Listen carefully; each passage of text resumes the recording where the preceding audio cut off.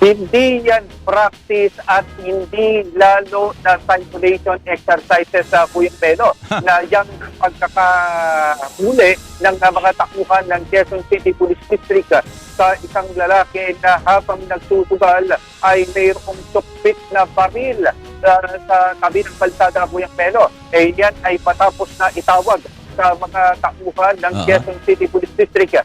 Kaagad na responde Kuya Melo, kaagad na nagpadala ng takuhan.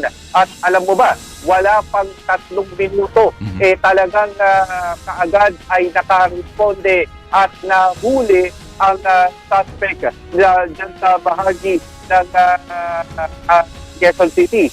Dahil dito, nang matempuhan ng mga pulis, ang mga lalaki, kaagad na naglabasan sa mobile car ng QCPD at sinunggaban ang isa sa mga lalaki. Ang iba niya mga kasama, mabilis na nakakaripas ng takbo pero tumaas ang tensyon ng binabasahan na siya ng Miranda rights.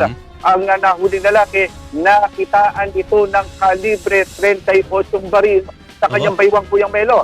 Dahil isipin mo na lang ang alam nila, re-responde lang sila dun sa mga nagsusugal sa tabi ng kalsada, pero nung ipataas yung kanyang damit, nakasukbit sa kanyang baywang yung kalibre 38 na baril. Ayan, nakikita ng mga kapuso natin na nahuli sa akto ng mga tauhan ng Quezon City Police District. Anong sugal naman ang ginagawa? Karay Cruz ba yan, Alan G? Karay Cruz?